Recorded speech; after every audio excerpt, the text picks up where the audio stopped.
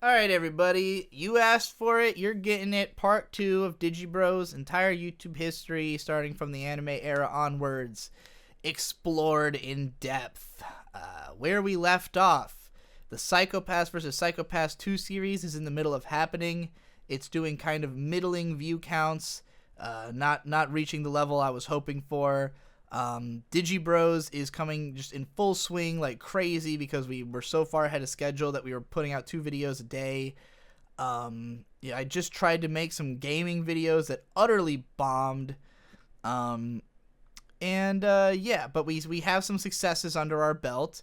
The current top videos on the channel were why good anime is hard to make at number 1, then what is anime and what isn't, and Sword Art Online 2, Your Anime Sucks Sword Art Online 2, like part 1, in pretty close competition. All the parts of the SAO video were successful. Like they all have a lot of views. Most of them are not on YouTube because part 2 had been on Daily Motion, and then I think it even got pulled off of there. I might have it up on Drive or something. Someone had re-uploaded it onto YouTube. Somehow they got it on, and that version had a whole fuckload of views.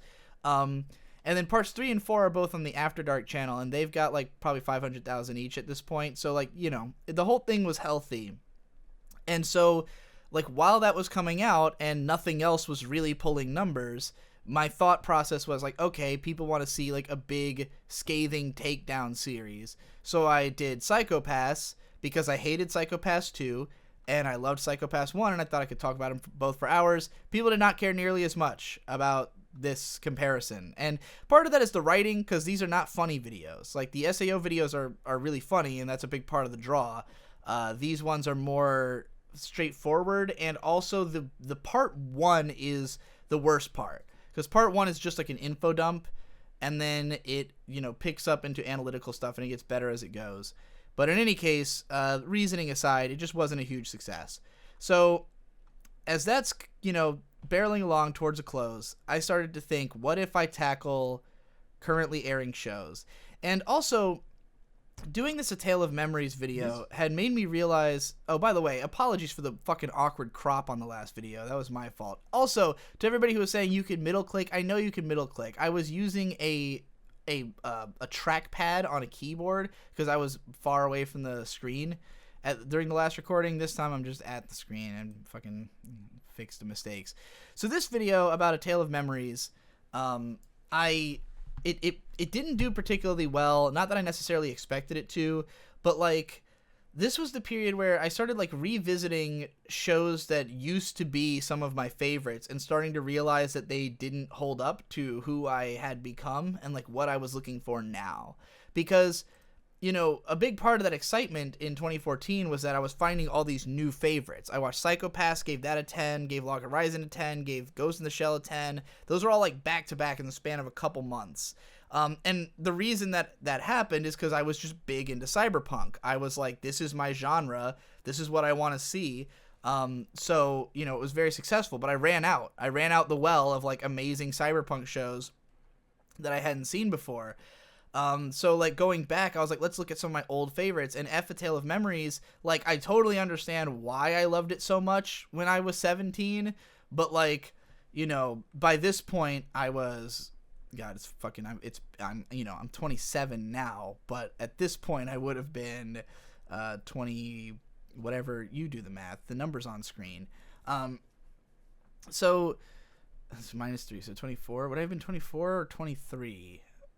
I think it would have still been 23 at this point because my birthday's in August. So, like by this point, my life had changed enough that the show's messages, the particular parts of the show's messages that had resonated with me so strongly, no longer really applied to me the same way and was more of something I was looking back on. Like I was the same age as the characters when I watched the show for the first time, and like I super related to this guy, in particular.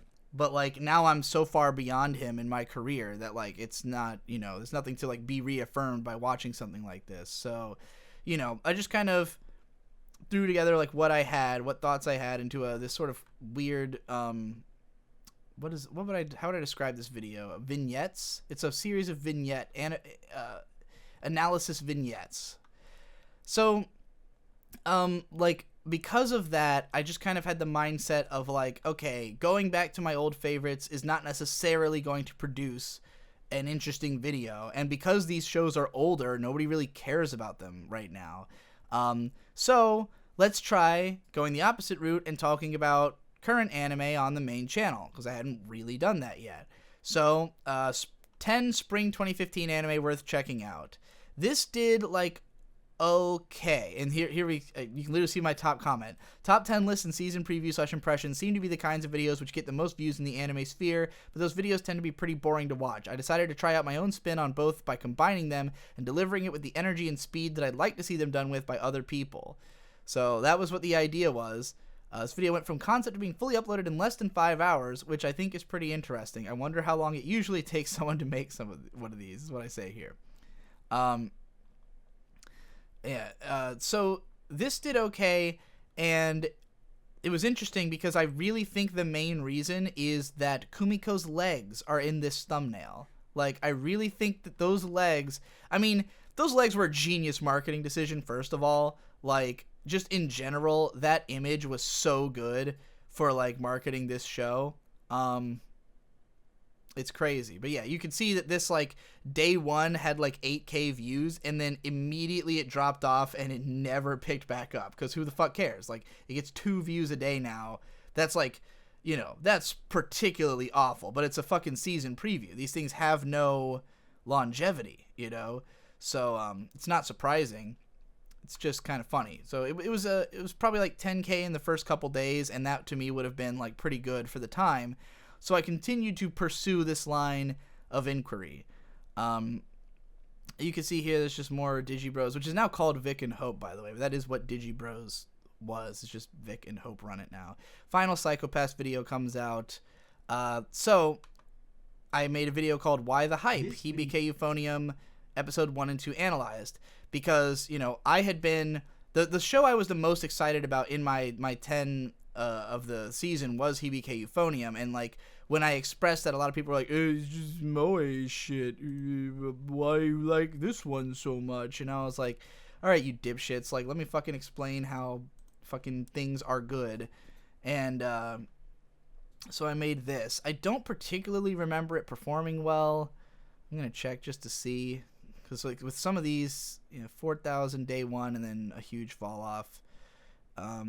This one's done better over time. Like, it's really funny when you look at these graphs, because you're looking at it and it's like the average day it gets like 50-ish views, and like that seems like nothing, but when it's 4 fucking years of 50 views a day, it eventually adds up to thousands of views.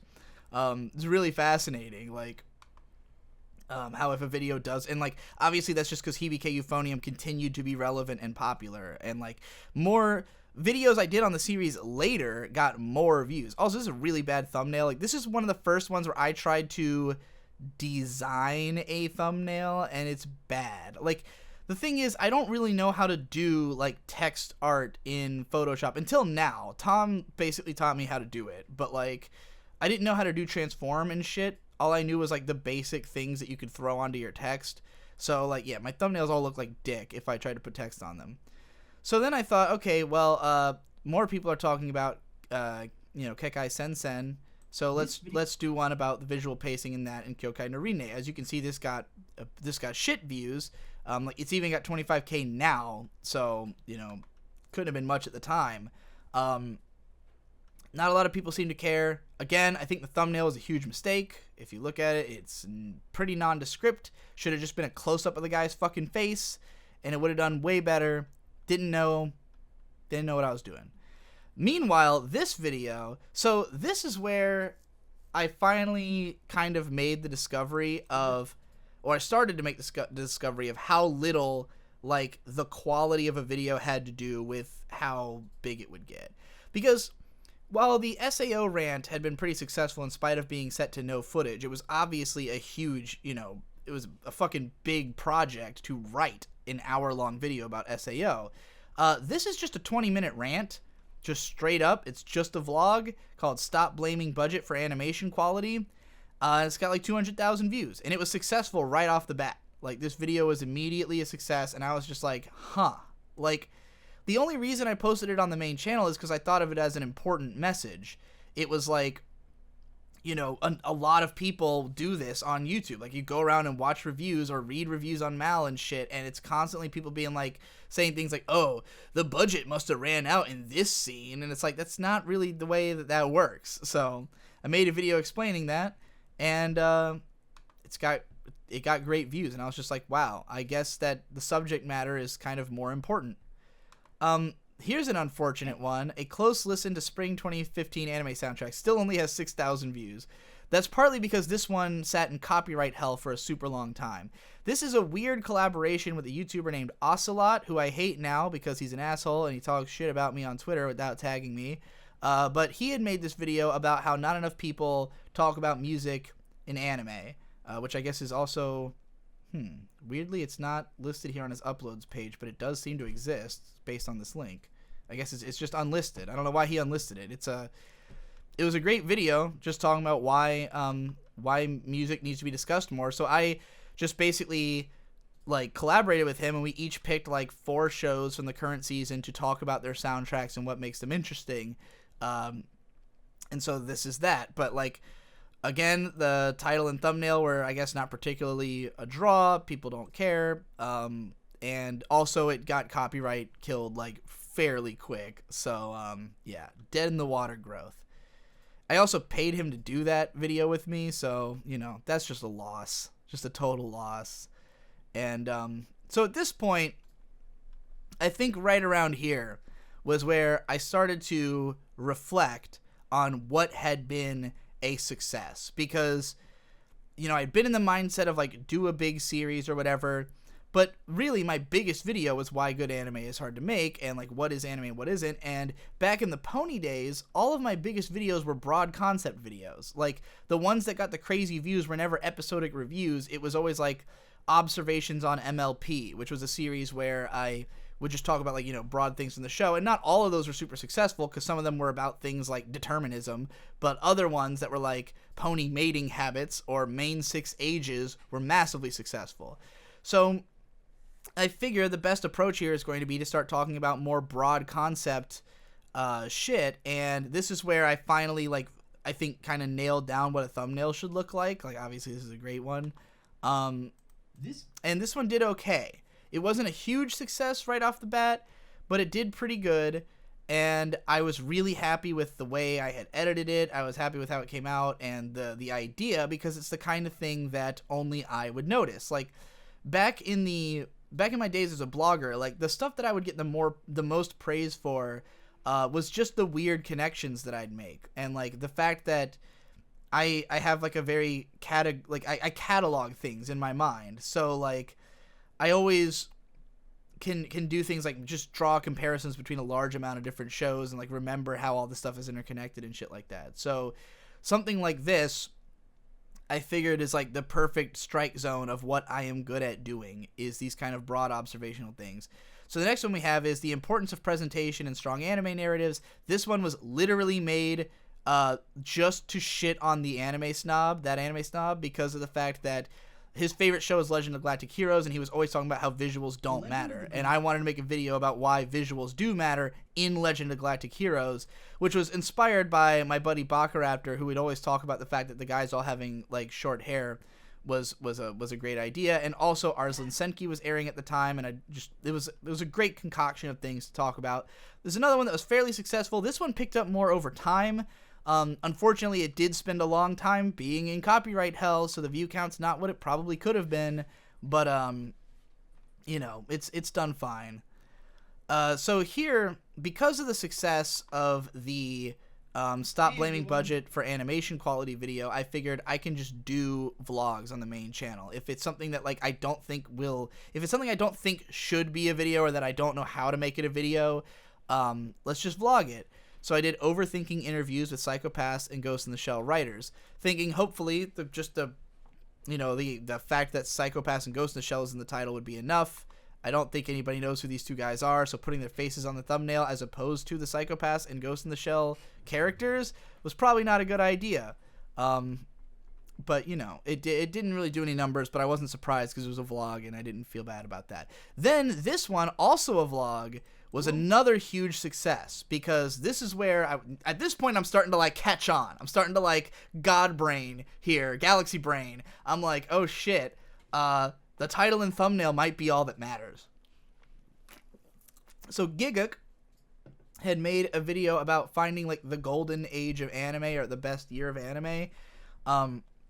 But he came at it from a very like personal approach. Like, hey, here's how I feel about my golden age of anime. And I was like, well, it just so happens that years ago I wrote this blog post where I like did hardcore data analysis of all the major anime scoring aggregate sites and tried to definitively prove what was the best year of anime, coming to the conclusion of 2007. And so I just converted that data into a video, just really quick. And this was hugely successful right off the bat. It was a pretty good video. It's got 250K now. So, I'm starting to catch on a little bit. So the next one, I tried to do another observational video like the best reaction to food in anime, and that was anime characters look and sound alike. This one did okay. It didn't perform as well as I thought it would, just because I thought this would be a big hit, but a lot of the comments were just like, no shit, they look, anime characters look alike. And I was like, that's not what I mean, though. Watch the video. Like, it's about the fact that the voice actors who, like basically, voice actors will be typecast based on a character's appearance in very specific and hilarious ways. I didn't have a way of phrasing that better for the title, so it might not be the best title. Video is still done pretty good over time. I'm sure it was on the front page of my channel as well. I think Stop Blaming Budget was also up there. On the like general videos tab. Best year in anime history might have been on there too, because those playlists would have existed even like as far back as this, probably. Like I had segmented my channel into these major playlists pretty early. So, all right, what was the time difference between that and this? Because like the summer of 2015 was where I slowed down considerably, because like I was having such a difficult time, like, matching what I had done before. Like, over the course of months, I'm putting out, several videos a month and just not seeing any explosive growth. Videos are doing okay, but nothing's doing as well as what I had done at the end of 2014. Like, my biggest videos are all still the videos from the end of 2014, and these new ideas aren't really cutting it. And, like, I didn't want to retread any of the shit I'd done. I didn't want to go back and make another, your anime sucks video, because what the hell is the point? Like, it has to be something I'm passionate about. And I was still trying to be more of a generalist. So finally, I decided to tackle Ava. And like, I had been trying to get this huge Ava project off the ground for a long time, where I was going to do a podcast about every episode of the show with a different guest each time, and then compile all of the notes I had from all those podcasts and make a book about the whole series. And eventually I just went like, you know what? Like, the reason I wanted to do it that way is I was of the mindset of everything has been said about Ava. So, like, what could I possibly say unless I was trying to say absolutely everything, like one comprehensive analysis? But then I kind of realized that not a lot of people had really talked about the visuals of Ava in a lot of depth. Like, nobody had really talked about just how strong, like, image for image the visuals are. So I decided, like, I'll take that route. We'll talk about, like, the coolest shots in the episode. And this was pretty successful. Like, I was, successful now. It was successful then. So I was like, and people were like, hey, do more Ava content. Because this wasn't meant to be like an episodic series or anything. It was literally just the 10 best shots in Ava Ep 1. But because it was so successful, I decided to continue and do more. So I knew I could talk about episode 2 because of the structure. And this is mostly based on a Ghost Lightning post where he had talked about Eureka 7 episode 2 and how it copies the structure of this episode. And that was how I had kind of thought about it. And then, rewatching it, I just kind of extrapolated more out of that and pulled more into it. And this was also like a decently successful video. It wasn't as successful as part 1, but, it got some pretty good views. So I'm like, okay, Ava videos are clearly a way to go.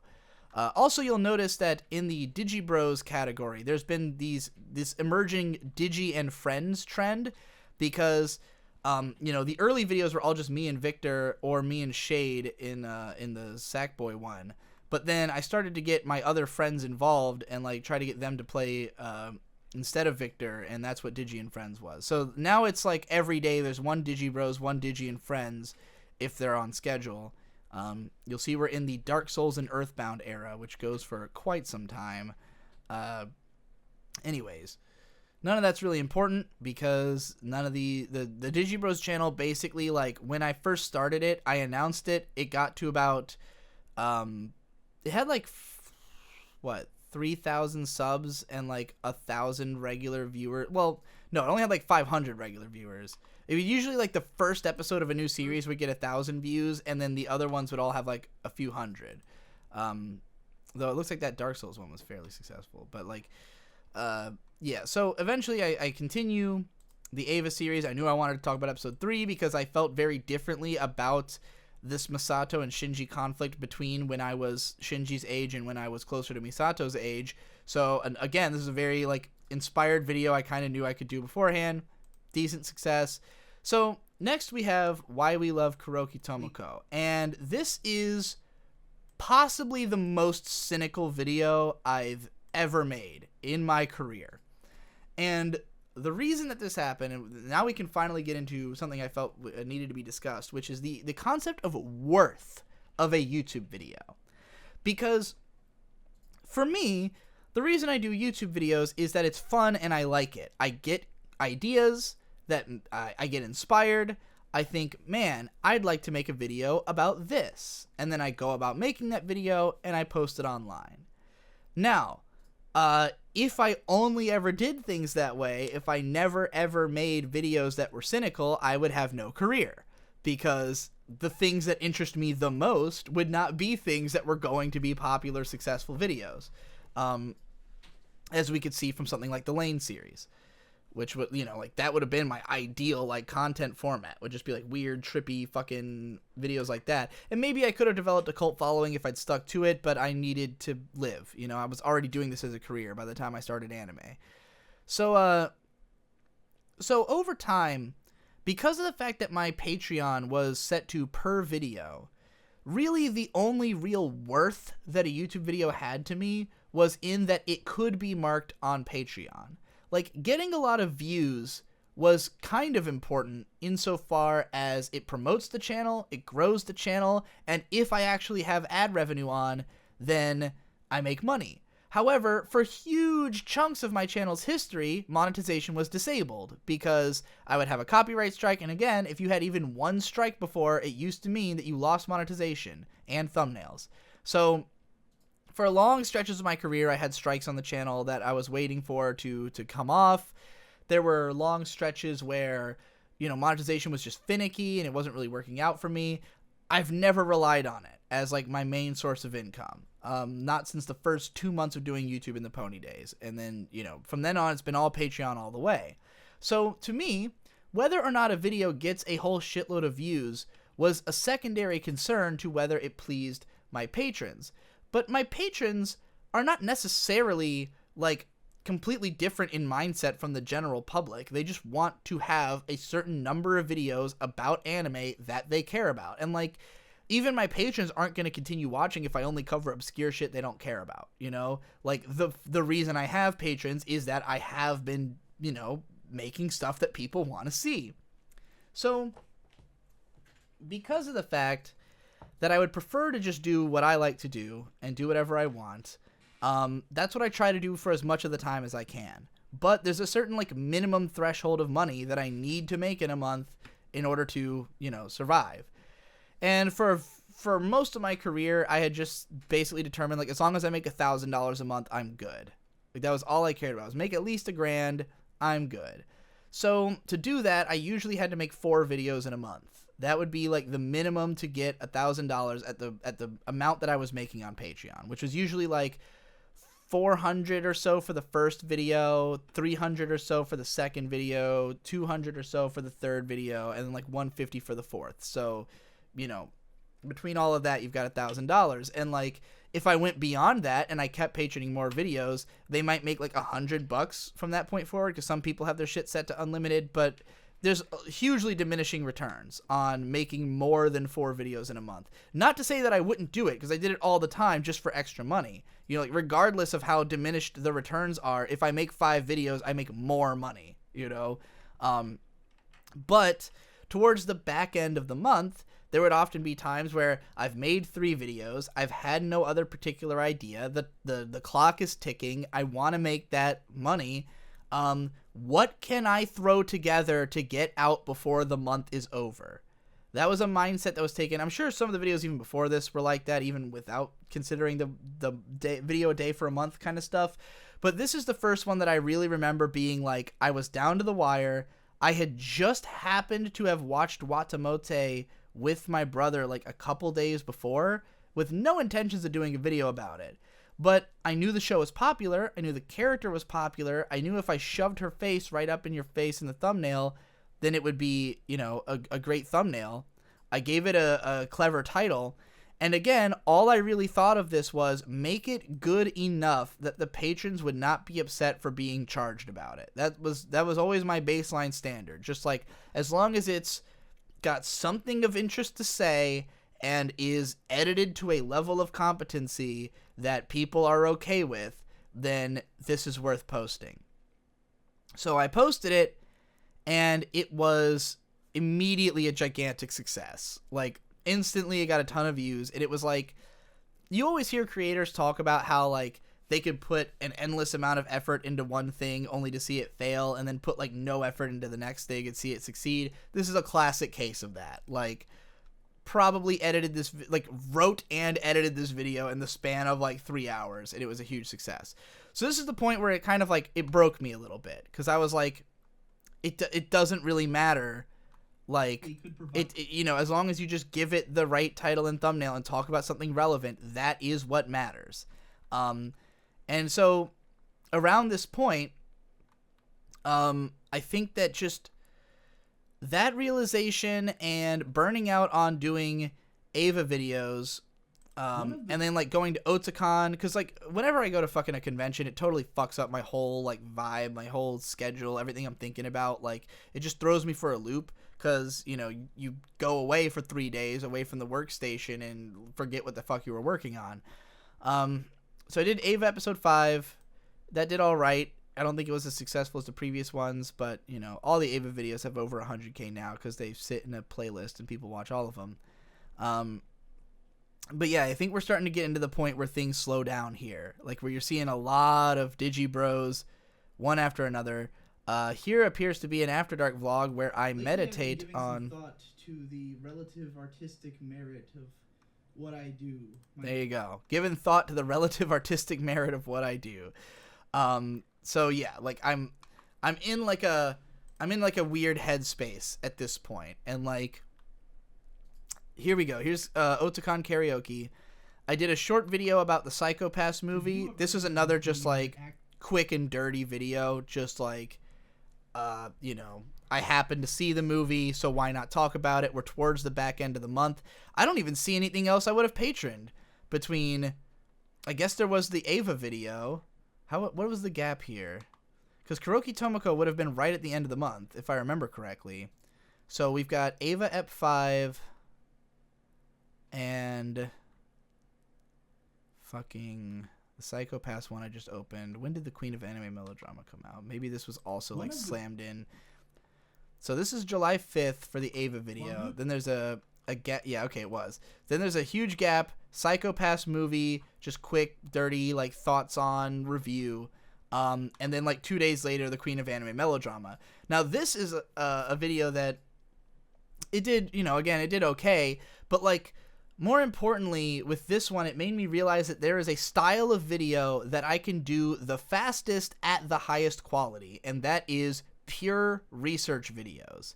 It is way easier to do a video that you don't necessarily have to watch anything for, because watching shit is half the battle. Like, having to actually watch shows and like take notes and fucking, you know, spend all that time, especially if you have to watch a bunch of shows for something, is by far the hardest part. Now, I'd already seen enough Mario Kata shows that I could talk about her style in, you know, enough depth to do a like writer showcase video.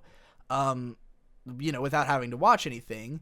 And because I just have a lot of broad industry knowledge, I can make it look, fancy and fucking appropriate. And the editing, because I'm talking about like 100 different shows, is just like 5-second clips of the OP of every show, which are easily downloaded off of YouTube, which is why this video looks like shit. The fucking compression is terrible. But like, this was like, this is how I can make something relatively good in a very small amount of time. And, that did pretty okay. And obviously I needed at least 3 videos before the month was over, or else I might have been fucked. So here we've got another 10 must-see anime you can watch right now, because the first one had gotten successful by this point, so I made another one. It was also pretty, wasn't I don't think any of them were as successful as the original, but they were all fairly successful. So that was what eventually would get me a deal with Crunchyroll, but we'll talk about that in a bit.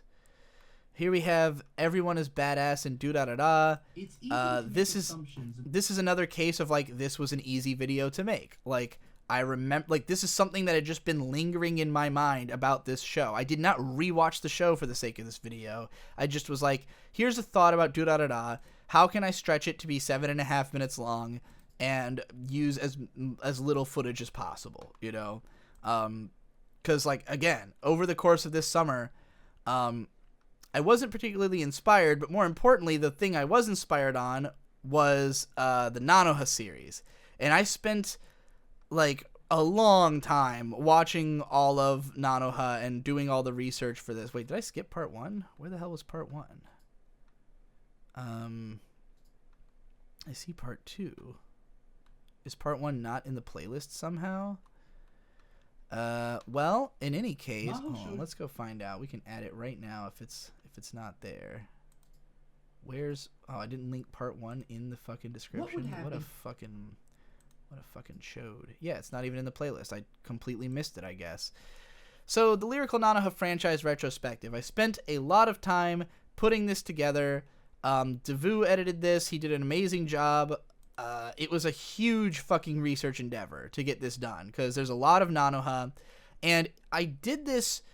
This is where I had gotten to the point, like, I mean, you saw the relative artistic merit of my videos thing. Like, I had gotten to a point where I was just like, I want to do big research projects. That's what I like, and I want to do it on weird shit that nobody else is going to talk about except for me, like Nanoha. No one's going to make a huge Nanoha franchise retrospective and bring the level of craftsmanship to it that I am.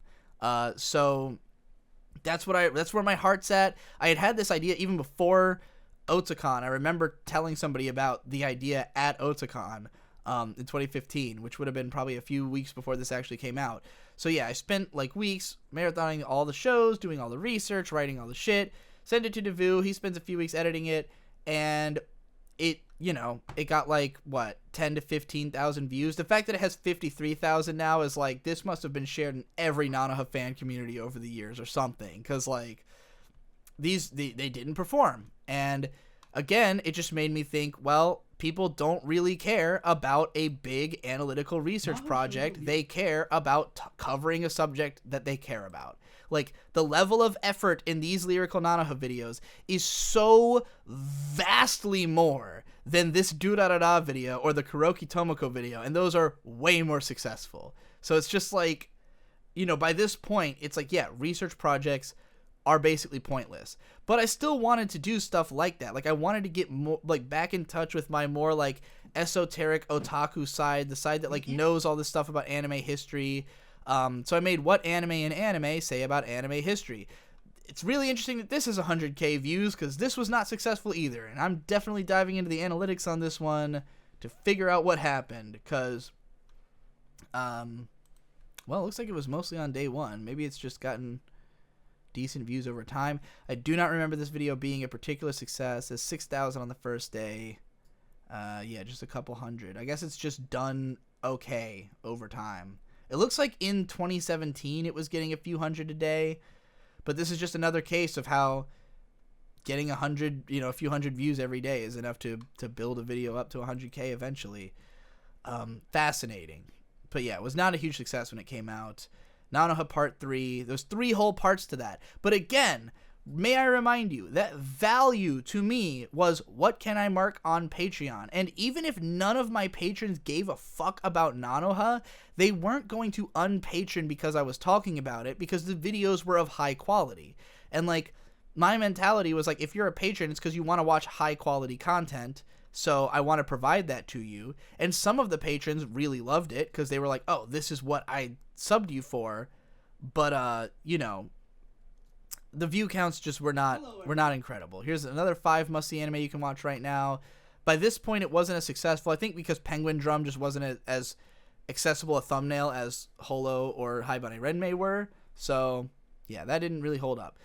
What does hold up is how Yu Yu Hakusho holds up. This is another kind of important video in a really weird way, because this came out September 10th, 2015.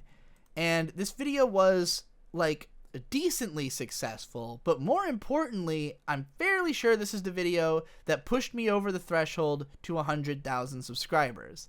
Because remember how, like, there was all those videos that suddenly blew up on September 12th of 2015? Well, as you can see here, between September 10th and 11th, this video had gotten around 10,000 or 11,000 views in the first 2 days, and I think I gained a lot of new subscribers on the basis of this video, and it just tipped me over that edge. And like the second I tipped over that edge into 100K, it was just like an explosion. But it was mostly because of Why Good Anime Is Hard to Make catching a second wind and reaching 1 million, and like just blowing up everything else in its path. I mean, you can see that this as another very like pretty highly performing video. It had its peaks in the usual places where things get their peaks. You know, anytime there's a big video, it does a little better. Not as extreme as some of the other cases, but yeah, it's been a pretty successful video, and it potentially crossed my threshold into hitting 100K. I can't actually confirm that here because I don't remember if I made a video about hitting 100K. Then I had a new Eva video. Everybody Kicks Ass in Evangelion episode 6 and 7. This one did alright. Then finally, Asuka changes everything in Eva episodes 8 and 9. This one was way more successful than the ones that had come before. This was a really good video, like a really solidly successful video, because everybody loves Asuka, everybody loves those episodes, and it's a cool title. And it's a good video. Probably my best Eva video. So yeah, that one did pretty well. Still a big front runner on the channel with 630,000 views. So things were looking okay. Now the summer's finally ended. So here's my summer anime roundup, which didn't really perform at all. Nobody cared. So whatever. And then I did this podcast on why I dropped your favorite anime, because so many of the comments on the other one were like, how come you dropped this? How come I dropped that? So I made a podcast about it, which is even more successful. Even though it's on After Dark, it's more successful than the original video because of the incendiary title. I guess I also linked to it on the channel. Oh, this is that fucking... Hey, this is the image that, like, whenever you search for Digibro, you always find this video, because it's beautifully lit. I've got dandruff all over my shirt, but it is a beautifully lit video. Just because I was actually in the fucking natural daylight at the perfect hour. So here, in this back end of 2015, in spite of the fact that I was starting to gain traction again in my view counts and shit, I was just kind of like, I was kind of out of it. Like, I was kind of out of ideas, because, again, I'd talked about most of my favorites. I'd continued Eva and found nothing to say about the rest of the show in the same style that I'd been covering it. So I just kind of dropped that. None of this stuff was panning out the way I really wanted it to. And, like, going back to watch random shit or talk about, like, shows I'd seen before, like Do-Da-Da-Da and stuff, like, had some decent success. But I wanted to do big projects. So, if I remember correctly, there's a pretty decent gap somewhere around here. Let's see. We've got... Why I dropped your favorite summer anime was on October 6th. 6 Things I Want from Anime Romance was October 15th. Okay, so it wasn't that much afterwards. I was probably working on this video when I made that other one then. Because this was the product of spending basically an entire month watching nothing but romance anime. Like, I want the original reason I was doing it was to make a 4chan chart, because I had been making 4chan charts. I had made one about like how to get into magical girl shows sometime before this, and I wanted to make one that was like a guide to anime rom-coms, where I would like categorize how comedic each one is, how much progress there is in the romance, how like romantically interested it is, you know, stuff like that, how raunchy versus like safe it is. So I was gonna make this big chart, and I was just like marathoning rom-coms for weeks, and then over the course of doing that, I gradually realized like what I wanted from those shows. So I made this. There's actually 2 versions of this video, because at the time on the main channel, I wasn't allowed to post videos longer than 15 minutes still. So the longer version is on DigiDoesAnime, and there's a shorter version on the main channel. The DigiDoesAnime one eventually pulled out to have way more views, because that's the one I like put in all the playlists and advertised. And that's another one that was like on the front page of the channel for a long time. I think it had done, like, it did okay numbers at first, but it definitely has been much more of a overtime build kind of thing. So after that, I was like, I really want to do another big project. So I decided to talk about Hideaki Anno. And I spent a few weeks on this, like, I guess just the interim time between that last video and this one, like, the 2.5 weeks was spent just like watching all the Hideaki Anno stuff I hadn't seen before and doing all the research on this. But like, this was the project I was the most proud of anything I had made up to this point. Like, by far, this was my favorite video I had done. It was the most fun to research. I felt the most connected to the subject matter. I really gave a lot of fuck. And it did okay. Obviously, it hasn't been a massive success. Part of that's because part 2 was down for a long time, which is why it has so many less views than part 1. You know, these were they were fine. They were as successful as I would expect most of my stuff to have been at the time. In fact, we can go into analytics if we want to see exactly what that means.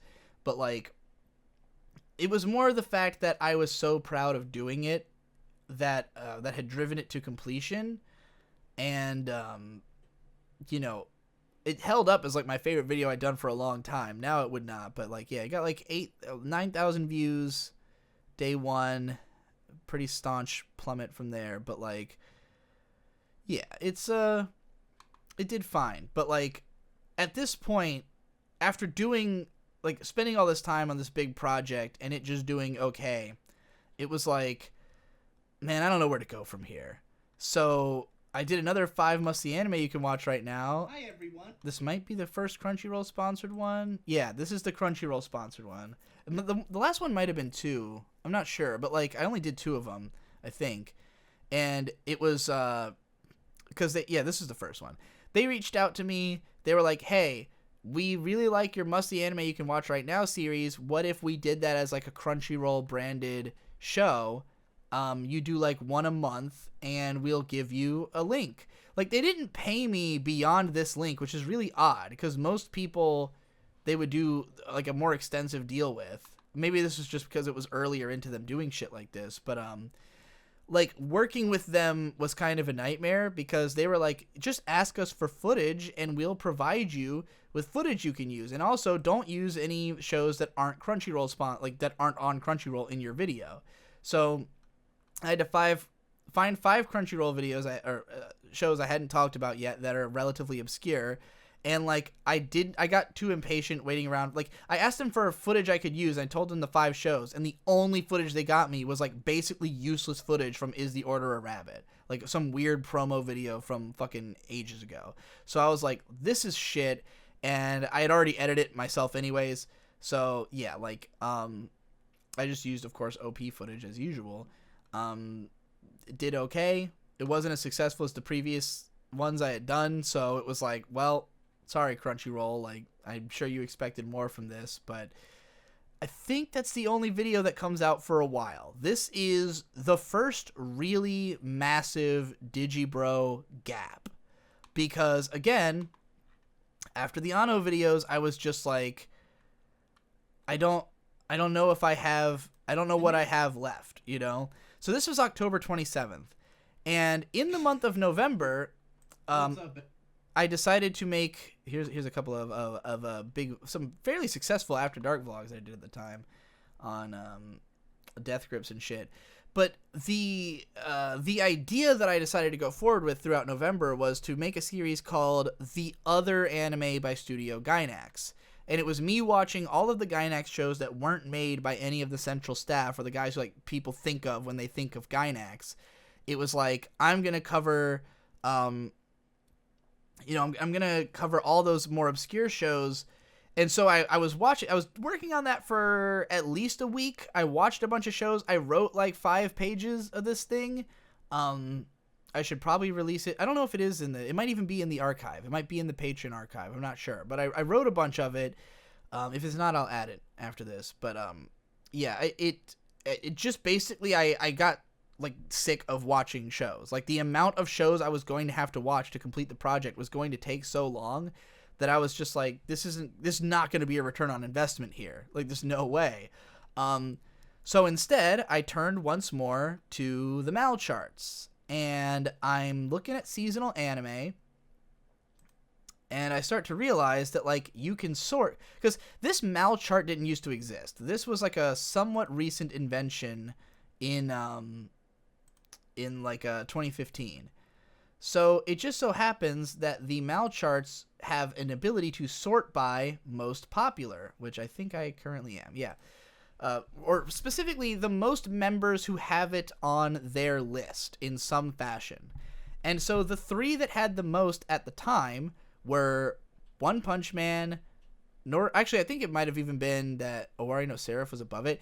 Ass War was number 3. And as you can see, it's got 302,000 members. Like, a lot of people were watching this show, and it's really strange because when I started making the Asterisk War Sucks series, the attitude of a lot of my viewers was like, doesn't everybody know it sucks? Like, who's even watching this? Why talk about such a relatively minor show? But it wasn't, because it had a huge advertising push, and a lot of people were watching it.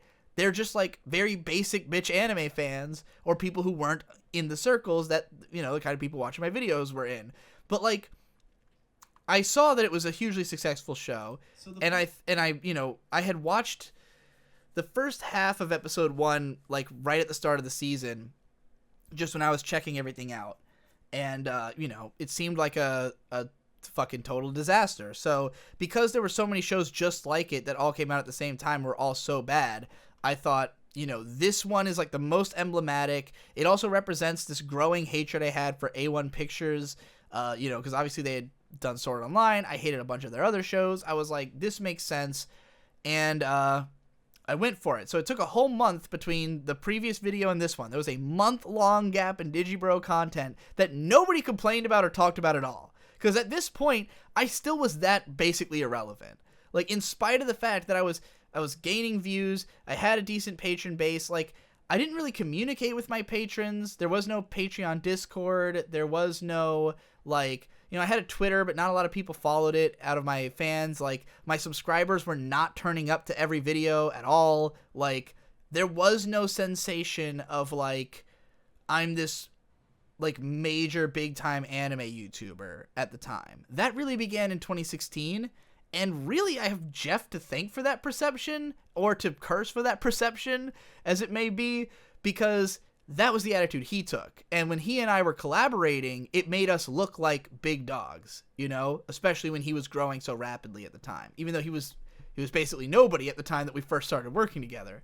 So, like, and I had a huge sub count, and I had some big view counts, but they were all very individual. It wasn't that I was popular. It was that I had talked about popular anime.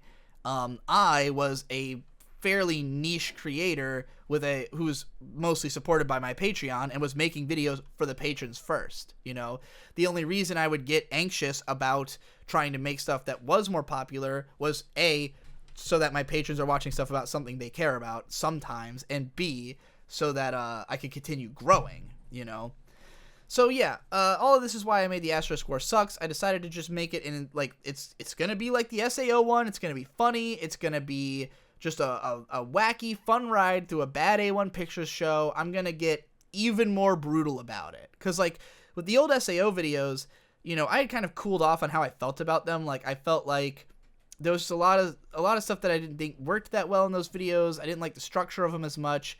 So with this one, I approached it like, all right, I'm going to do the ultimate. It's going to be all the stops. I'm going to do every possible angle. I'm going to fucking say everything that anyone could ever say about a shitty light novel adaptation.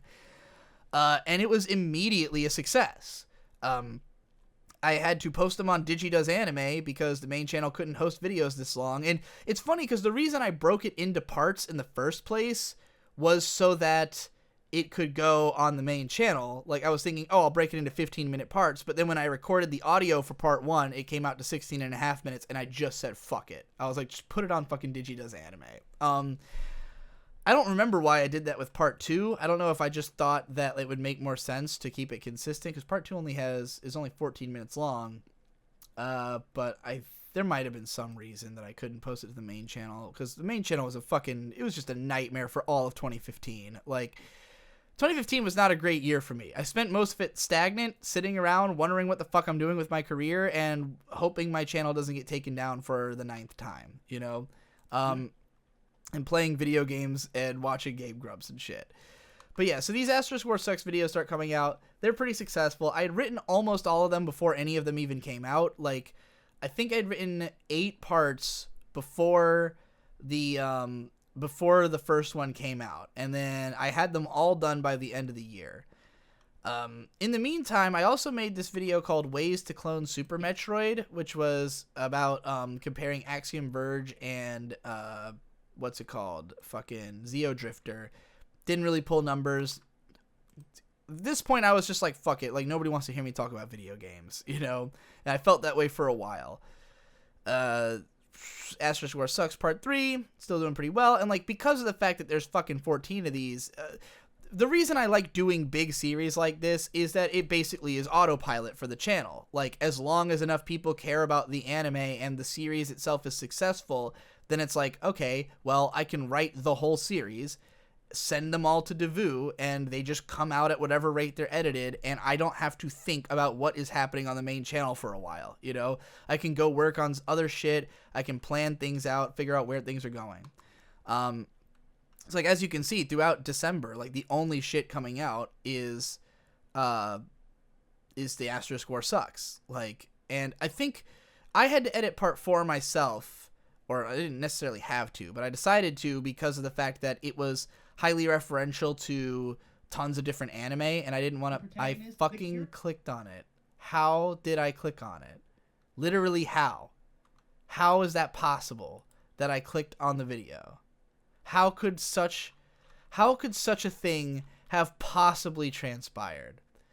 Well, anyways, the reason that I had to edit part 4 is that it had a whole lot of footage from other shows. I didn't want to make Devu watch a whole bunch of anime and try to track down all this shit to work on it. So I'm sure I spent a little while working on that, and then probably was just like rounding up shit for the end of the year. Because, like, I tend to be, my most active consumption of media tends to happen in December. Because I'm somebody who, I get really excited about the idea of, like, a year ending.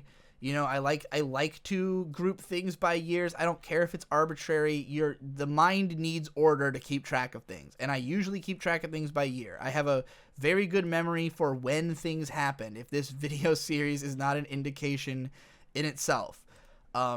So, like, whenever it gets to be December, I start being like, oh, I'm going to try to fucking, like, watch everything that aired this year. I'm going to try to, like, finish up all the shit that I had started throughout the year, and just, like, try to get all the loose ends tied up so that when the new year starts, we start fresh.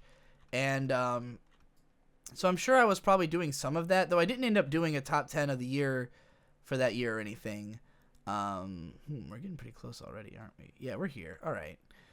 Yeah, we've covered 500 videos in this video so far, because of how much fucking Digibros there was at the time. So here we go. Stuff I loved in 2015 and plans for 2016. Posted on the last day of the year. Just like, hey, here's what, like, because 2015 had been, like, largely a bust for me in media. Like, I hadn't really watched a whole ton of anime, but I liked, like, 3 of them. You know? Like, there was nothing I really cared about of what I saw in 2015. And, you know, again, I hadn't made, like, a concentrated effort to watch everything, but, like, it was just not a happy year for me. You know, So like everything I liked, I just compiled into one video. It was just like, here's all the shit that was good. The only thing that was a 10 out of 10 was the second half of Shirobako, and that was enough to make it better than, for instance, this year of anime. But yeah, it was not a strong year for me. So that's what I worked on at the end of the year, and that was probably thrown together pretty quick. So I don't know if I'm wondering if I'm like building. Oh, here we go. We have the top albums video. So this is probably what I was spending more time on, was just like marathoning albums constantly, because as I've said a few times, my main motivation to do YouTube is to do whatever I want and whatever interests me the most. So whereas 500,000 people might want to hear me talk about Kuroki Tomoko for a video I spent 3 hours on, here's a video that 4,000 people have watched that I probably spent the better part of like 2.5 weeks on, not including the work done throughout the year to constantly keep up with music so that I could talk about my favorites at the end. I did this one with my friend Trevor, who's also a big music guy. 2 parts, 2 hours each, or 2 hours in total, 2.5 hours in total. Yeah, I like that was like my ultimate top albums video. Like I there's no way I'll ever do one that excessive again. But I've been doing it for years. Like I used to do top albums lists on my channel and shit. You'll also see that right around this point, a certain podcast comes into existence, The Procrastinators, December 2015. So for anybody who doesn't know, if you somehow are watching this video and you haven't heard of The Procrastinators, that's my sort of art collective of friends who we work together and do a podcast. And we had all been friends from the Pony days, but for a long time after that, we were all kind of doing our own thing. Like everybody had to establish their own idea of like what the future of their career was. And we all continued, like we would talk in this chat on Skype, but like, we weren't all working on the same kind of shit anymore. So we were like, what if we had a project together? Because we would often just like, we had done several podcasts before this, as a group or just like random stuff together. And like, we would talk in calls all the time. So we were like, what if we just made a podcast about the kind of shit we talk about? And that happened. It started with Undertale. The first episode is all about Undertale. And yeah, that's been a thing ever since. Every Sunday is recorded. I think it comes out on Fridays now. It was originally Saturdays. I'm not on all of them, but I was on most of the early ones. So that was going on around here. Asterisk War Sucks is still coming out. More fucking Let's Plays, Ass War, Let's Plays, Ass War. Winter 2016 Anime Impressions, the Weebcast. Here's another high effort hey, what's up, video in terms of how much time was spent to get to this point, because the conceit of the Weebcast was that we all had to try to watch everything that aired that season for at least one episode, and then we could all talk about it afterwards in a big long podcast. Mother's Basement was like fairly new. He had existed for, I think he started like mid 2015. He was starting to pick up a little bit. Like he was gaining some steam, and I had found out about him pretty early from the What's in an OP videos. Like I think I saw like the third one, and that was how I'd gotten to him. Maybe even the second, because like his first few were like really big. Like they were his whole channel basically blew up because he covered like JoJo and Your Lie in April OPs pretty early on. But yeah, it was him, Best Guy Ever, who was just starting to like emerge as his own channel, because he had spent so fucking long working on the Gurren Lagann videos that like I think part 2 was out by this point, and he was finally starting to gain some traction, but he was still a pretty small name at the time. And Subsonic Sparkle, who was a guy who like had been a huge fan of me and started a channel sort of on that basis, and he was pretty good. And he was just like really wanted to be in a podcast with me. So and Nino was supposed to be in this, but he fucking flaked. And for anybody who missed it, actually, because I scrolled right past it and didn't mention it, there was originally the Weebcast was done, I think, in the fall of the previous year? No, earlier than that. It was either summer or fall of 2015. Me and Nino had done one of these together. And it was like, it hadn't done like amazing views because it's on Digidoes Anime, and like, oh, this is also on there. Like, I was trying to, how do I put it? Like, I didn't think this content would like survive on the main channel. Like, I thought that I used to be very particular about what I posted there, in spite of the fact that I had those vlogs earlier. But like, I thought it had to be like something that would be extremely relevant to my whole audience, and like that, you know, people weren't gonna pay attention otherwise. Also, I think it was just that, I don't know. Was I like only able to post on Digidoes? No, I have a, here's a Digibro video. So yeah, I guess just partly because the Asterisk War Sucks was on there, and so like a lot of attention was on the channel at the time, and I thought like, I'll do my podcasts over here, and it was pretty successful. So that was like, this is definitely a thing we're gonna do going forward, you know, is these. Then I had also made a channel called List Bro, and I made this in January. And the idea was that I was going to try to post a top 10 list on the channel every single week, and see if I could grow that without mentioning it anywhere. Like, I wanted to see if I could make like a top, because I love making top 10 lists. I put way more effort into it than anybody else does. I go really all out on my top 10s. So I made this channel, and I was trying to see if it would like grow without me having to like, you know, mention it or link to it or sponsor it in any serious way. I think I might have linked to it on Twitter or something, and that was it. So I mean, it had a chance of working if I had kept making videos, but I ended up making 2 and then losing interest because I didn't have another easy enough top 10 to make that wouldn't take too much time away from my main channel content. Story of my life. Every time I try to do something different from my main channel content, I immediately realize that I can't afford to spend that much time not working on my main channel content. So yeah, that was why this blew up. But like, after I did the 2 and then I realized I wasn't going to do any more, I just uploaded them both to the main channel just to see how they would do. And they did okay for what they are, you know. But yeah. All right. What comes next? Still doing the Asterisk War Sucks around here. Ooh, yeah. Oh, this is what I was doing for like all of February of 2016, was playing through the Souls games. Because Dark Souls 3 was about to come out, so I, as somebody who had been a long time fan of the games without even playing them, decided it was finally high time. And again, you know, we've got Devu doing the Asterisk War Sucks video, so I have a little bit of free time. So I went through and I played all the games back to back, and I made this video, Dark Souls versus Bloodborne, the player character. Not really expecting much since my gaming videos had all done so poorly in the past, but I'd wanted to make a video about Souls forever. Like, I really wanted to cover Dark Souls. I wanted to do the big analysis video, but a bunch of people got to it before me, and I just always felt like everyone else understood it better and had more to say, and so I was never going to be able to make a good enough video unless I went all out and covered everything. But then, like, I just had this one thought that I thought was different enough from anything I'd seen presented that I could just make a video about that one idea. And, you know, by framing it as a versus, I knew that would get a lot of attention. And it did. It was a big success right from the get-go. Still one of my biggest videos. Total anomaly in my catalog. So continuing, because Asterisk War is still coming out, now I start getting really experimental and really doing whatever I want. Hey, everybody. So I made Anime Directors as Animators, a Sakuga compilation that was only available on Dailymotion because there was no way it was getting posted on YouTube. And like, this is where we've officially hit like Digi's gone rogue esoteric. But again, I could afford to do this because Asterisk War Sucks is churning along just fine, getting great views. So I want to play around, see what else I can do, see if redirects can work out.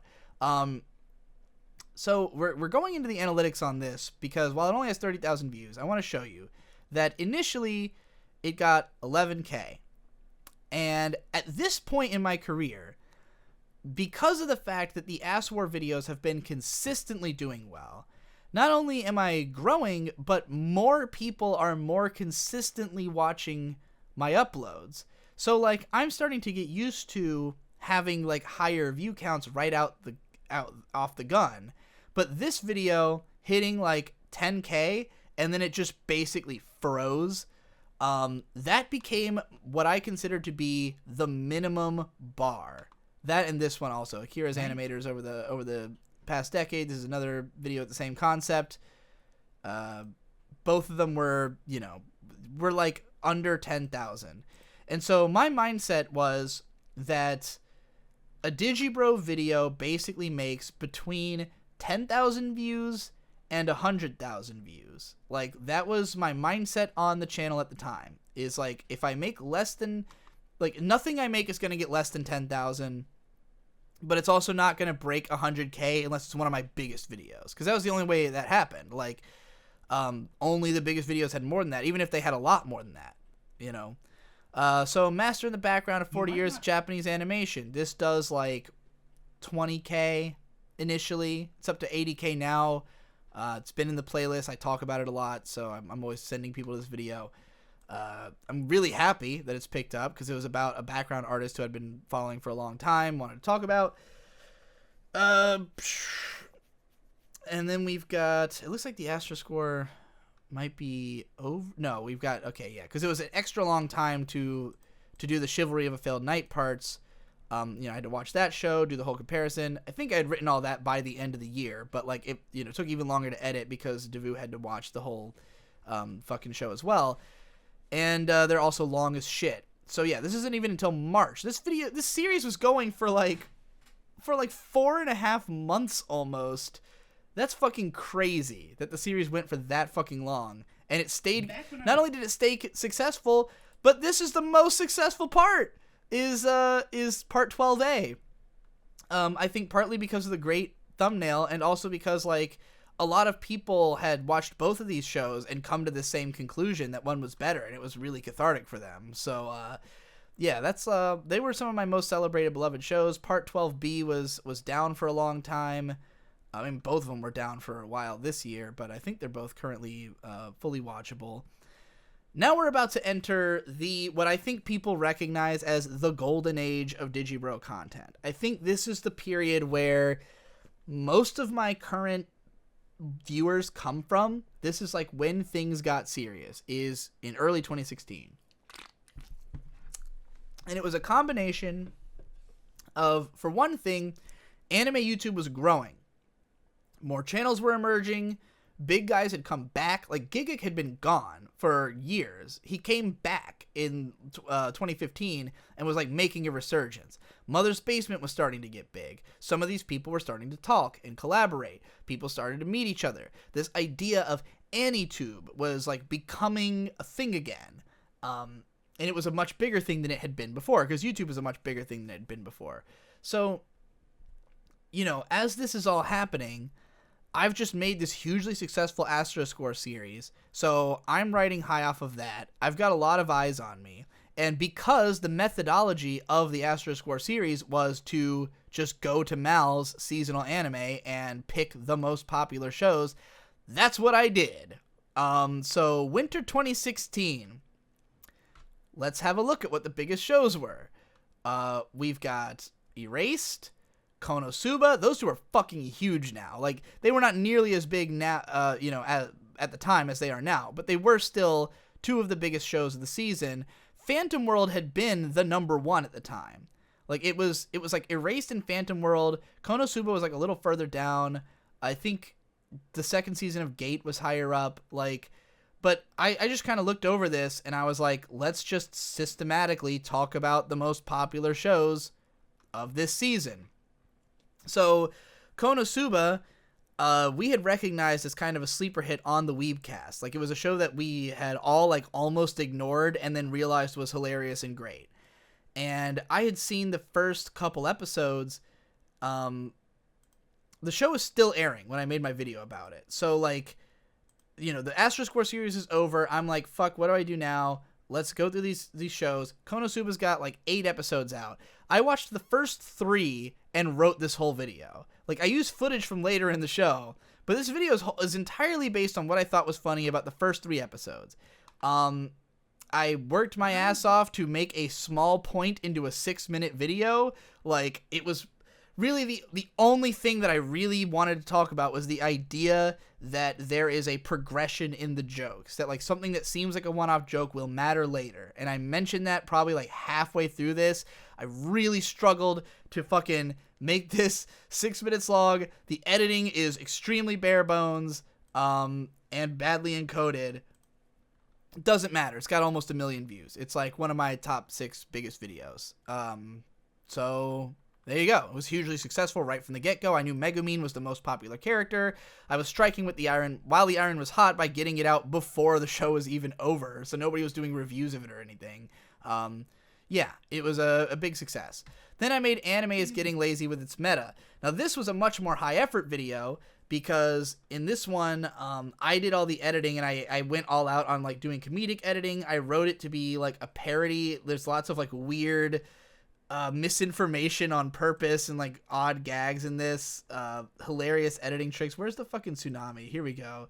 Where I just fucking animated a tsunami of light novels. Over Japan, with everyone hoping to cash in on. That was the hardest and worst edit I've ever done. But yeah, this video was really successful right from the get-go. Partly because, again, Phantom World was really big. The title is hugely incendiary. People loved it. And, you know, I'm, like, starting to blow up now. Like, at this point, between the strength of those 2 videos, things are happening. Here I did a Needle Drop podcast, which didn't really help me in any major way because nobody watched the Needle Drop podcast. Certainly didn't investigate me. I think I've heard like a couple people tell me they found me through that, so it wasn't totally unsuccessful. But we've got some other weird shit going on, and then I put out this video called Videos About Anime I Actually Like, because I already was being accused of being like overly cynical because I had made Anime is Getting Lazy with its Meta right after the Asterisk Core Sucks series, and in spite of the Konosuba video, people were like, oh, you're so negative about stuff. And at this point, I already knew that I was planning to relate.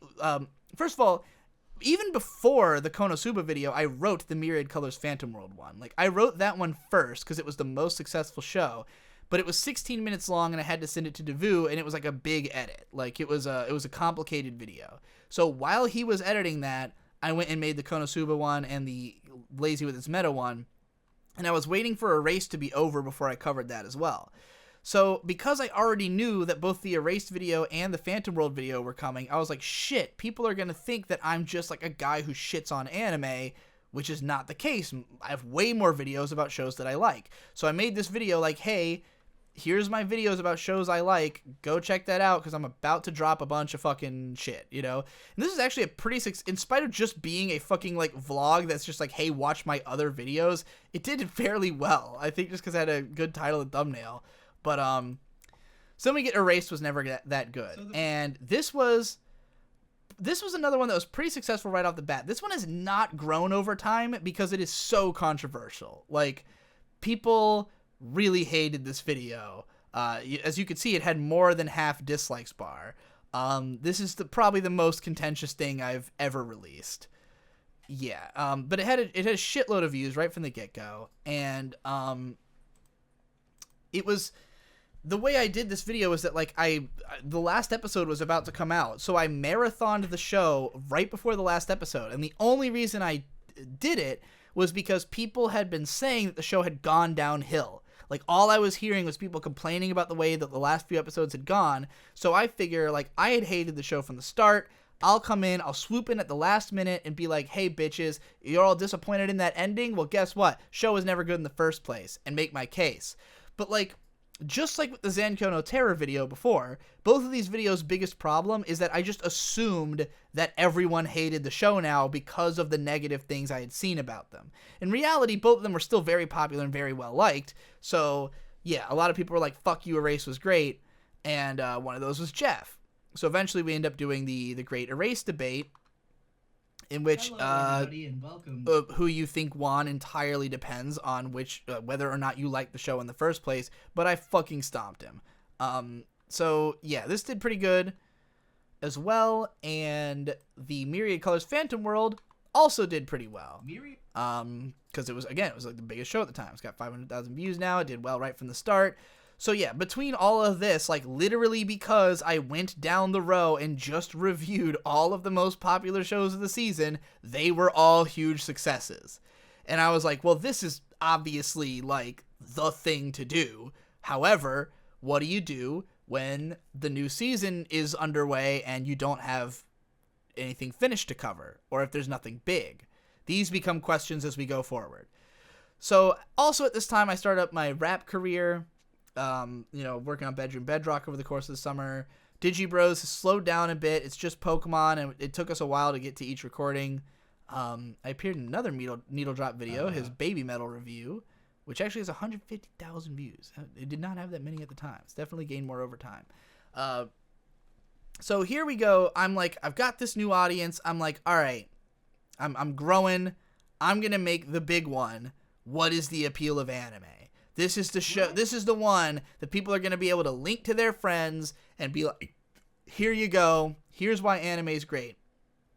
And I came at it from a really like the angle of like, it's because of the variety of what it can give you. And like the fact that you can watch like super long shit in this medium. I think it's a great video. It makes a great point.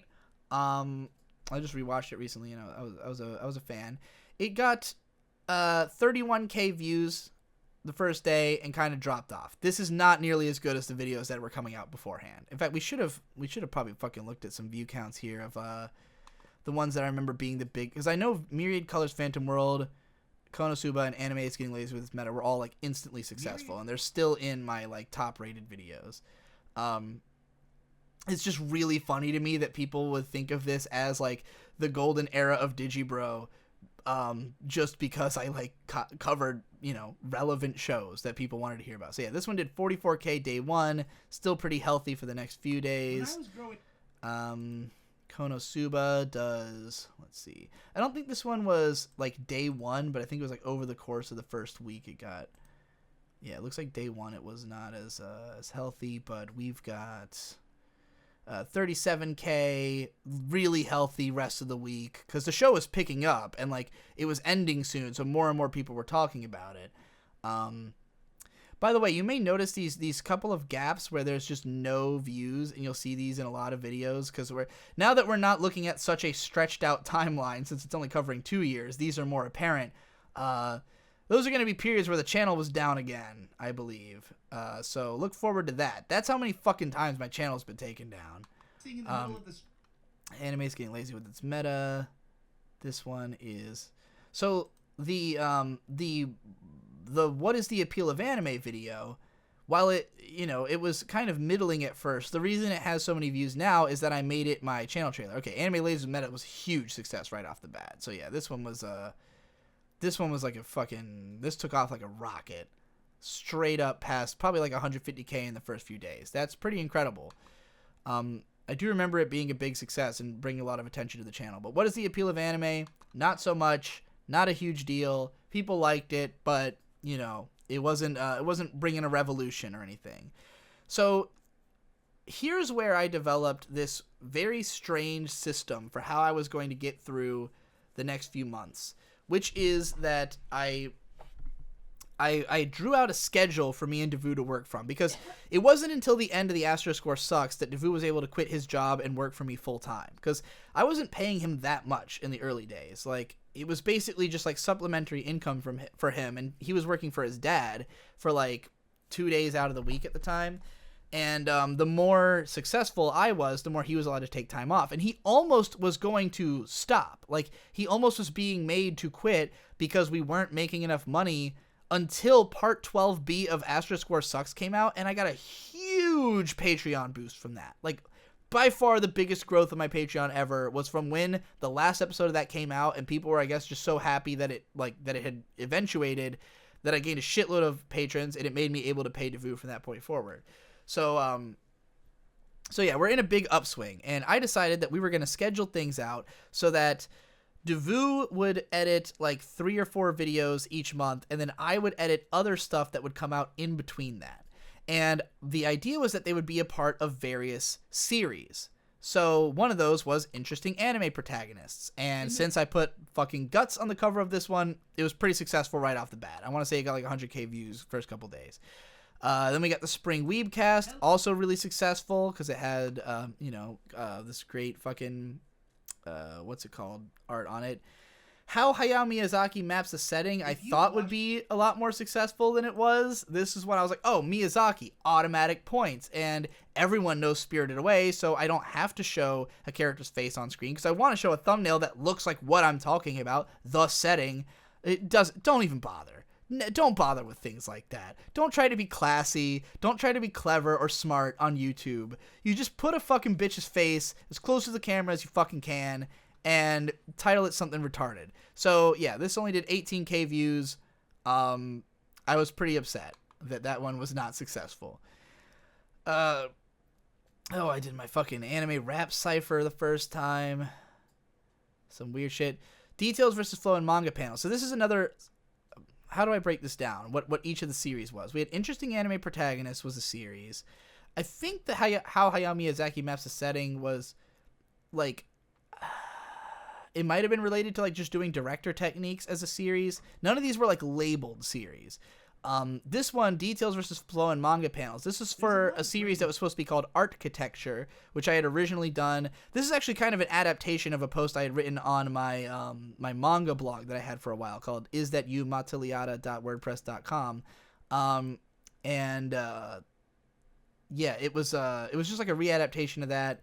Not successful at all because I kept Stray Little Devil out of the title of the video because I knew nobody had heard of it. But putting it in the thumbnail didn't help either. So only got like 20K views. No, nothing special. So yeah, at this point we're kind of hit or miss. So I'm watching the new shows and I'm like, let's talk about all these cute girl shows that are airing this season. This was a hugely successful video. Again, this is one where I avoided putting the name of the shows in the title. And I did use one of the shows for the thumbnail, but I just picked a really, a fun, cute thumbnail I thought people might want to click on. It was a big success. The formula works. The formula as crafted works. But, how often do you have ideas like this? So then I did Cool Character Designs Shimoneta. And this was I was starting up a series, Cool Character Designs. I did this one first because I knew it would be the easiest to cover. Like, this would be like a good introductory, just give you a taste of what it's about. And, like, I really like the designs in the show. Now, mind you, at this point, Shimoneta was a year old. So while it was a successful show at the time, it'd been out for a whole year. So we got 30K views day one. It was pretty good for a while. It's definitely grown a lot over time. Like it wasn't a massive success, but it was pretty good. So again, we're on a scale here of 10K at minimum to 100K at most. So like most of these videos are getting like somewhere in between that. Somewhere like 40, 50K initially, and if it gets lower than like 30K, I know it was a failure. So that's kind of the way we're looking at things during this period. And there's just a lot of shit here. A lot of daily Digibros, what's the next big video? I'm working on the album, clearly, and some music videos. 10 cool directing tricks in Evangelion. This is another one that represented a large amount of work, especially for Devu, because, I basically handed him the script based on notes I had taken about the show, and he had to find everything himself. He loved editing this. He went, all in. He went super crazy editing this. Whether or not it's a particularly good video, I am very undecided, because it's just like, here's 10 things that are done, and whatever, take notes, I guess. It was still pretty successful. Talking about Ava is always successful, but it was like a huge amount of time spent on it, and like the initial response to it wasn't that strong, so I kind of felt bad about it at the time that it came out. Here we start to have more After Dark vlogs.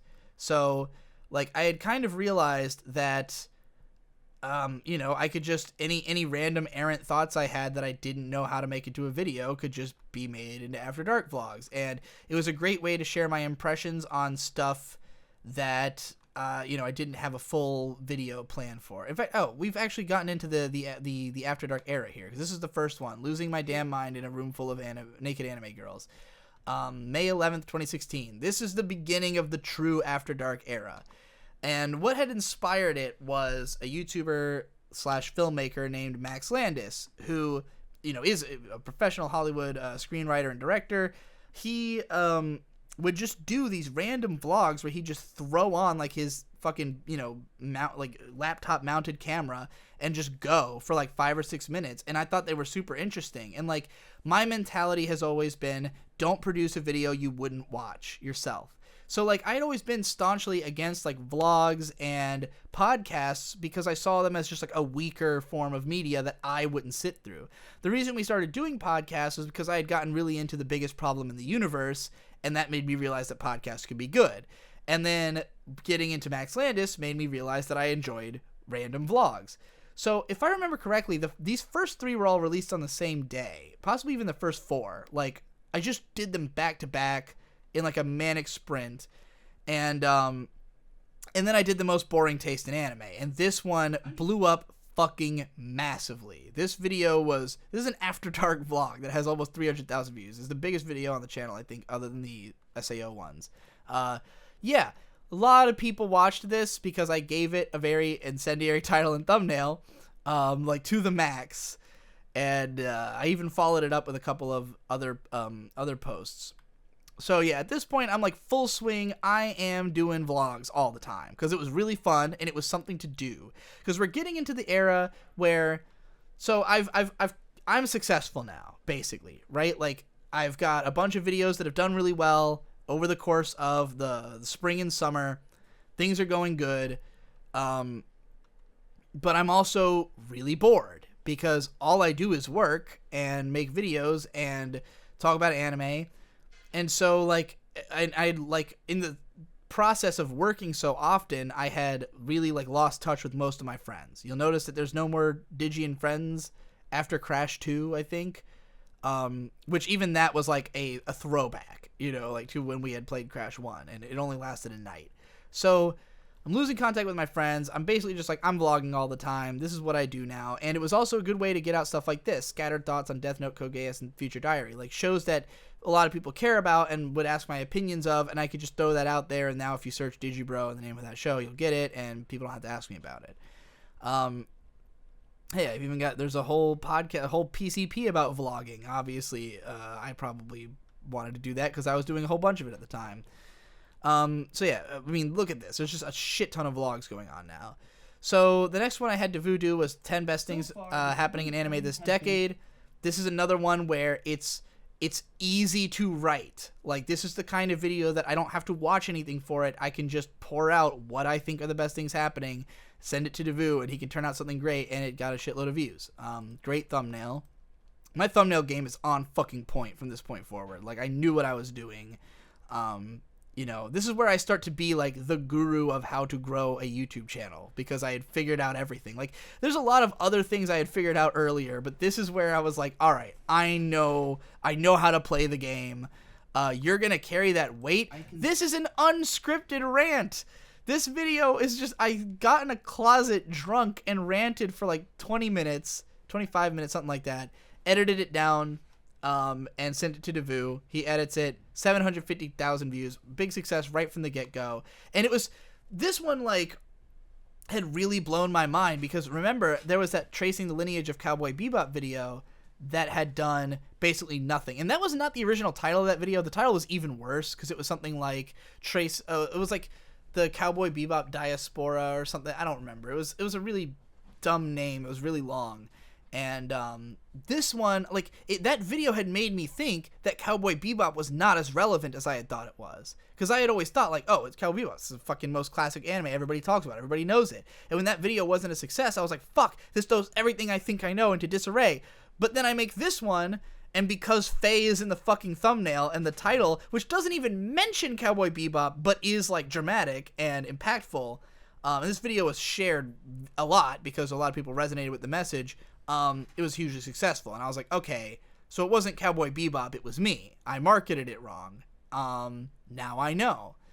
And so I started trying to apply some of that marketing to the After Dark channel, which is why we've got this goofy little meme video has like a thumbnail on it, because we were, you know, I was playing around with the idea of just like, if I slap a thumbnail on something, will it just automatically get a lot of views? Next, we've got the next big series, How to Recognize a Great Anime or Terrible Anime in Just One Episode. This is another case of I did this because it would be easy to write, because I only really have to watch one episode. I've already seen Steins Gate. Didn't rewatch it for this. Just rewatched the first episode, wrote about it for a 24-minute video about it. The next one is Lucky Star, Bakano, there might be Haruhi. something like that. Cover all those. Again, shows I've seen. Didn't have to rewatch the whole things. Just rewatched the first episode. The only show I had to watch any significant amount of for this was Gate and Joker Game, which I watched like 4 or 5 episodes of each. Hated them. There's also where I was doing my laying around watching series on After Dark, which is great. There's so much going on After Dark around here. I'm just like constantly vlogging because it was just like, what else am I going to do? How to Recognize a Great Anime in Just One Episode, Part 1 had been pretty successful. Part 2, less so. But we're getting close, guys. We're getting close. So I also started doing like, just if I was going to do like a rambly vlog review on After Dark, why not give it a thumbnail just to see if more people click on it? So I did Cabaneri, 20,000 views, really good for an After Dark video. I did Real Life. This one got even more successful, 80,000 views for an After Dark vlog where I just rant for 20 minutes about a show because I didn't have enough to say about it to make a proper analysis video. Oh, we got some monkey going on here. I guess this is where he starts emerging, is mid 2016. Because this is the video where I sent him my copy of a JoJo volume that he already had. But anyways, and I also started my own mailbag here. So Digigit's mail starts up. But yeah, the Real Life video is hugely successful for an After Dark vlog just because it has a thumbnail. And the show is pretty popular. How to Recognize a Terrible Anime in Just One Episode. This was it. This is the biggest video I have. It's got 3.3 million views. It was a huge fucking deal right off the bat. And the reason for that is the way that YouTube works. The way that YouTube works is that the more views you get, the faster, the more it promotes you. If you get a whole lot of views in a short amount of time, you reach the trending page. And once you're trending, your video just fucking, the sky's the limit. So the first few days, we've got like day 1, 61K. That's already healthy. That's already better than part 1, would have had on day 1. So I'm like, oh yeah, this is doing it, right? It dips a little the next couple days. Suddenly, though, because it's consistently getting pretty good views each day, it fucking just rockets. It goes through the fucking stratosphere. And as soon as this happens, it continues to get promoted, and then all my other videos are showing up in the sidebar. Tons of new people are finding me. I gained a shitload of subscribers from this. So, like, remember, I had cracked 100K like a year before. This brought me up to like probably close to 300K. Like, this was a huge fucking boost. And still remains my, like, look at this. You've seen how all these things start off high and they trickle down, but even the trickled down of this, it's still getting over 1,000 views every fucking day. And I don't even think it's monetized. I don't remember if I've contested this claim yet. Let's go find out, because it was demonetized for a long fucking time. So, like, while it's done a lot of good for me, I did not make the amount of money it would suggest I did. I did make some money off of it because it wasn't immediately copyright claimed. But let's go to my fucking copyright notices page and see if this fucking shit's on there. If it is, I'm gonna be pissed, because I'm pretty sure that when I found out that it was still getting so many views, that I tried to contest the claim on it. Because, like, the thing is about contesting copyright claims is that it's dangerous. I mean, look at how much shit I've got right now. We've got Finish or Fail Full Dive, which is taken down with a strike for Muhyo Toroji, which I don't even care about this fucking video. But I'm currently contesting this strike. Then we've got a copyright appeal in progress on SAO Weekly Unironically Best Episode. So that's got, they got a whole month to decide whether or not they're going to give me a strike for that. This other Finisher Fail Full Dive is still blocked in some countries. It always has been. Masamune-kun's Revenge video is blocked worldwide. Like, okay, so it's not in this list. Thank God. I fucking beat that claim. But, like, I've got a lot of shit that's includes copyrighted content. But you can't, like, fight a fucking importance of presentation, strong anime narratives is blocked worldwide. Like, if you try to fight these all at once and they come back as strikes, because if you contest a worldwide block and you fail, it comes back as a strike on your channel. And if you get 3 of those, your channel disappears. And there's no way to really fight that once it happens, other than to, like, contact the fucking people who filed the copyright on you and fucking spam them with emails and get your whole fucking fan base mobilized. It's just a lot. It's a lot, and I have these all the time. So, like, I can't fight every single one. I try to prioritize the ones that are on more important videos. But this one was definitely demonetized for a long time. I've definitely lost some money that I should have had.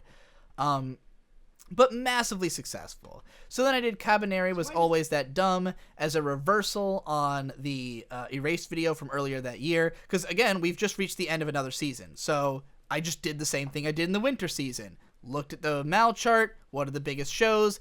Cabaneri's really big. I enjoyed it. Let's do a video about it. Big success. I started fucking around trying to do shit on After Dark because, like, after seeing the Real Life video blow up, I was like, well, fuck, I can do whatever I want here. So I had this thought about, like, just comparing SAO and Ass War. Gave it a thumbnail, 179,000 views. Again, it doesn't matter really what the quality of the video is. Now, granted, again, for me, worth is less in views than in patrons because of the fact that that's where my money comes from. And even if I had a channel that had a shitload of views, like way more than I have, doesn't mean it would mean more patrons. Because you can look at somebody like Jeff, who, because of the fact that his content is more general, he does lots of shilling in his videos, he has ad breaks, people are less inclined to patron him. So, like, because of the fact that I want to be reliant on Patreon because I don't trust YouTube and I don't trust companies to have my best interest in mind, like, my patrons are more reasonable, you know, and they're all individuals. It's not one company that can just shut me off, you know. So, like, I feel more comfortable that way. So I continue to make, you know, what I consider to be good content in order to appease that crowd and, like, keep that part of my my audience, you know, happy. But getting a lot of views is also a big help. And again, if I can do a video that's going to get a lot of views and is really good, that is the sweet spot for everybody. But it's just like, what can you talk about that will do that without being forced, where you have a legitimate idea, you know? So that's basically been my whole career, is trying to find that combination of elements. Another Weebcast, another success. I think we're getting, like, I want to find out where this, like, era ends, because there's definitely an ending to this, like, this everything's going beautifully smooth era. We've got this Digibros Discuss video on After Dark, which is a huge fucking success out of nowhere. I did not expect this at all. Like, even though we did, like, good lighting, good everything, like, because this was a conversation we'd already had on Digibros. And so the thing about Digibros is that Digibros is a podcast. It's not about video games. We almost never talk about the game we're playing on the show. It's just me and my brother Victor talking about whatever. And a lot of the discussions we would get into would be really good, and we obviously have great chemistry together as brothers. And so we had already talked about the differences between the two Berserks on Digibros, but nobody watches it. So I was like, fuck it, let's stage it, let's do it as a real, like, vlog podcast, and I'll even edit it, and it was a huge fucking success. This is also how Super Eye Patch Wolf got off the ground, was he did basically the same thing, but as a proper video, and it had a fucking shit ton of views. So this is also where I did Aesthetic is Narrative, the hardest to write video I've ever made. This took me, like, I think this took, like, over a week just to write before it even got to Devu, maybe even 2 weeks. It was a lot, like, the reason the video is the way it is that, like, the approach I wanted to take was, like, I didn't know how, like, where to start. I had so many ideas of how to start this video, so I just kind of did all of them. This was one of my favorite videos for sure. It was probably my favorite at the time that it came out. And it was fairly successful. I think just because, again, Cabaneri was so big that putting a Cabaneri thumbnail in there was just going to work. So then we've got, continuing down the row of what was popular that season, we've got Sakamoto. I loved the show. Did a thing about why it's so good. You know, this is basically exactly the same as the Konosuba video. You see how I was trying to parallel the winter season. Like, there was originally, like, the titles are even copycats, because you had, Erased was always that, what was it? Erased was always that bad? Is that what it was called? Or Erased was never that good. There was Erased was never that good, and then Cabaneri was always that dumb. And then there was Konosuba is genuinely hilarious, and then Sakamoto is seriously perfect. And this is all according to Keikaku. Fairly successful video. It's gained a lot of views over time. It's still a popular show. You know, this is how you do it, guys. Like, if you wanna win, this is how you do it. So then we start to finish a fail on the After Dark channel, which is a revival of an old blogging series I had done. The Psycho-Pass vs. Psycho-Pass 2 full edit version, which was It didn't get a ton of views right off the bat, but it has continued to gain steam over time. This one's been a real, like, I mean, it's a long fucking video. Like, I would expect as much. Let's see what it was at the very start. Yeah, it had 30,000 views initially, and I was like, fine, whatever. It's an old video, like, being remastered. But, yeah, it's gained a lot over time. So that's really nice. I'm quite proud of that. After Dark's still going. This is fucking ridiculous. Then we got Turn Your Brain Off, another huge success. Well, this is going to be the end of this fucking video because I fucking clicked on this shit, and I am not scrolling through all that fucking shit again. But, it looks like Kill La Kill's inventive animation might have been not long after this. Just over and over again, I'm just going for, like, broad topic idea, catchy title and thumbnail, as current and relevant as possible, and it just works. But the thing is that 2016, oh man, this had almost 100K on the first fucking day. Very big video. 2016 was just kind of like this, though, because it was a big year for, like, new people getting into anime. It was a big year for Crunchyroll. They were starting to really promote shit. This is when they started, like, sending people emails of, like, what the fuck was coming out each season and stuff like that. Joe's just a lot of promotion for streaming, a lot of new anime YouTubers coming into the game, a lot of excitement over current seasonal shows. And, like, while a lot of that is still the case today, if I were to make videos on, like, let's say the season ends and I immediately go down the list and I'm just like, all right, Goblin Slayer, Seishun Buta, in that time I got reincarnated as slime, and Zombieland Saga. Like, if I were to, at the start of next year, just do the same thing I did in 2016 for each of these 4 shows, there's a solid chance lightning strikes again, you know? Because it worked every time that I tried doing this. It's just that this is not a particularly exciting way to do my job. And we're going to see it again in 2017, where I took an even more systematic approach to it. But, like, when 2018 started, I was just like, I would just want to do better work than this. You know, I just don't want to be held to whatever happens to be airing. And, like, when none of those 4 big shows are something I actually like, then that becomes a real shit show. Because it's like, at least with some of these seasons, it was like, oh, I like a couple of them and I hate a couple of them. Like, if I don't like any of them, then, you know. And granted, there were times in 2018 I could have covered stuff. If I had covered Pop Team Epic when it was relevant, that would have been great. Unfortunately, Pop Team Epic, I was planning to do How They Marketed Episode 2 on, and I couldn't afford to do it when the time came, and I was mega late, so it, you know, probably like a 600,000 view video that never got made, you know. But c'est la vie. I'll probably dip my toes into some of this again in the near future. Just looking back and seeing exactly how successful it is, it's just like, I would be stupid not to do more of this. But that's it for this part. We'll continue next time going through the Digibro history. Thanks for